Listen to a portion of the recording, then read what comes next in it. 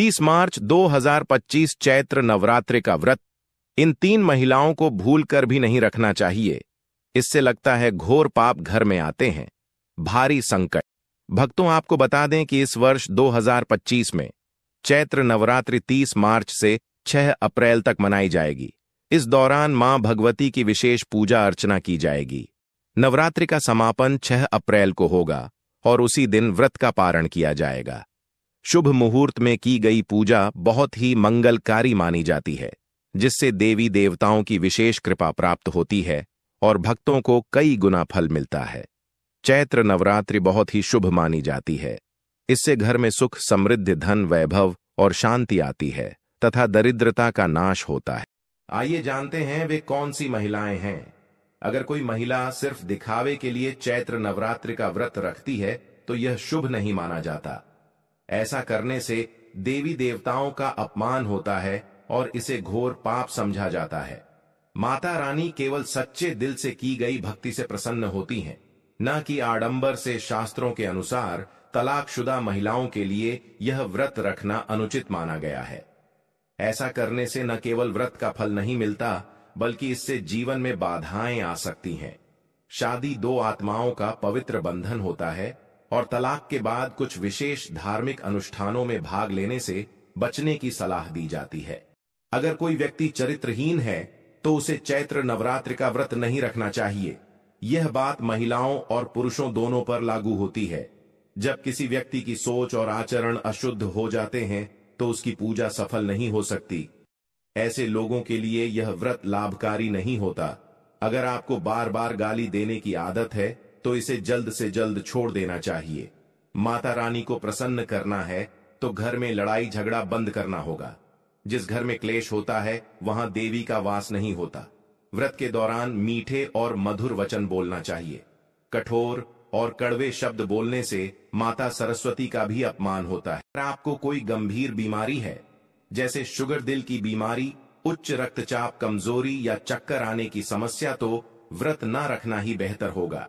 स्वास्थ्य के प्रति लापरवाही करने से अनहोनी हो सकती है, इसलिए सतर्क रहना आवश्यक है।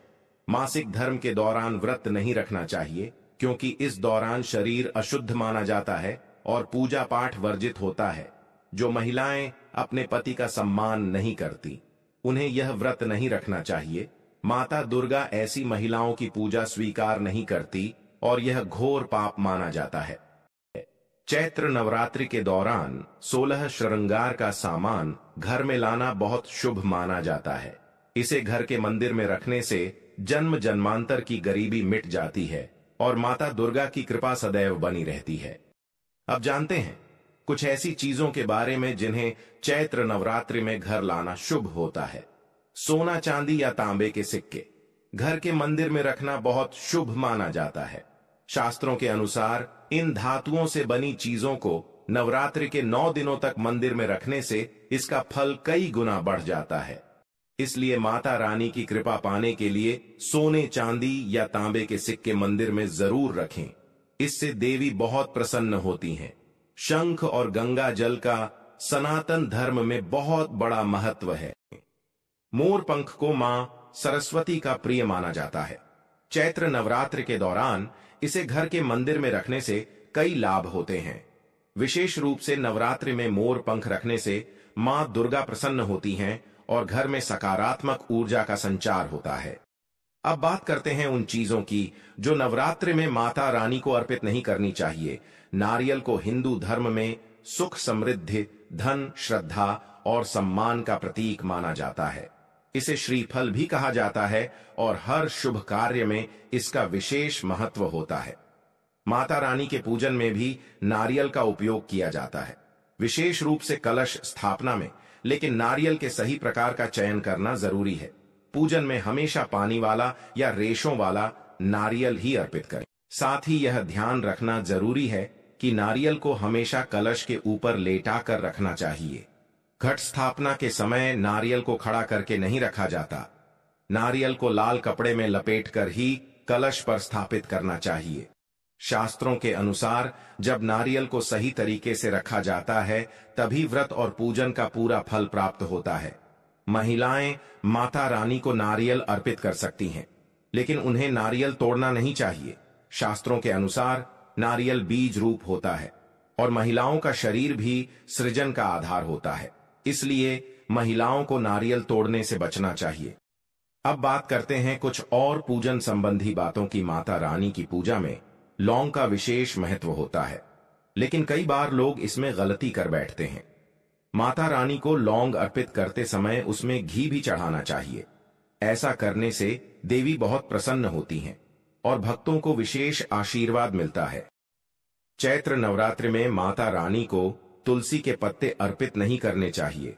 शास्त्रों के अनुसार मां दुर्गा की पूजा में तुलसी पत्र का प्रयोग वर्जित है। तुलसी पत्र भगवान विष्णु और गणेश जी को अर्पित किए जा सकते हैं, लेकिन माता रानी को नहीं। इसके अलावा सफेद फूल भी माता रानी को अर्पित नहीं करने चाहिए। माता को लाल रंग के फूल अत्यंत प्रिय होते हैं, विशेष रूप से गुलाब और कमल के फूल। अब जानते हैं जरूरी वास्तु उपाय। वास्तु शास्त्र के अनुसार चैत्र नवरात्रि के दौरान रात के समय झाड़ू लगाना घर में दरिद्रता को आमंत्रित करता है। इससे धन की देवी लक्ष्मी अप्रसन्न हो जाती हैं, जिससे आर्थिक समस्याएं बढ़ सकती हैं।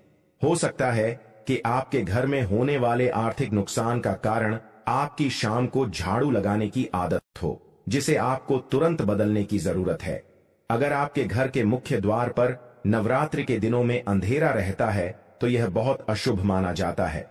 मुख्य द्वार पर अंधेरा होने से बनते काम बिगड़ सकते हैं। कई लोगों की आदत होती है कि वे नल को खुला छोड़ देते हैं, जिससे पानी व्यर्थ बहता रहता है। वास्तु शास्त्र के अनुसार यह अशुभ माना जाता है। हिंदू धर्म के अनुसार घर में नियमित रूप से पूजा करना बहुत जरूरी होता है। यह नकारात्मक ऊर्जा को दूर करता है और सकारात्मक ऊर्जा को बढ़ाता है। जिस घर में पूजा पाठ नहीं होता वहां धन की कमी बनी रहती है और घर के सदस्य कई परेशानियों का सामना कर सकते हैं। इसीलिए हर सुबह उठकर अपने घर के मंदिर में पूजा अवश्य करनी चाहिए। सबसे महत्वपूर्ण बात यह है कि घर के बाथरूम और टॉयलेट के दरवाजे को हमेशा बंद रखना चाहिए। ऐसा माना जाता है कि अगर बाथरूम और टॉयलेट के दरवाजे खुले रहते हैं तो इससे घर में नकारात्मक ऊर्जा फैलती है, जिससे आर्थिक स्थिति प्रभावित हो सकती है। इसलिए हमेशा इन दरवाजों को बंद रखने की आदत डालें ताकि घर में सकारात्मकता बनी रहे और धन समृद्धि में वृद्धि हो। 8. अगर आपके परिवार में कोई सदस्य बार बार बीमार पड़ रहा है तो हो सकता है कि आपके घर में मुरझाए या सूखे पौधे हों। वास्तुशास्त्र के अनुसार चैत्र नवरात्रि के दौरान घर में सूखे पौधों को रखना अशुभ माना जाता है। वास्तुशास्त्र के अनुसार घर में चमगादड़ का आना अशुभ माना जाता है। यह घर में नकारात्मक ऊर्जा को बढ़ाता है। 10. अगर आपको रात को खाने के बाद बर्तन बिना धोए छोड़ने की आदत है तो इसे तुरंत बदलें। वास्तुशास्त्र के अनुसार गंदे बर्तनों को रात भर छोड़ देने से मां लक्ष्मी और मां अन्नपूर्णा नाराज हो सकती हैं, जिससे आर्थिक समस्याएं उत्पन्न हो सकती हैं। इसलिए हमेशा रात को बर्तन धोकर साफ सुथरा रसोई घर छोड़ना चाहिए।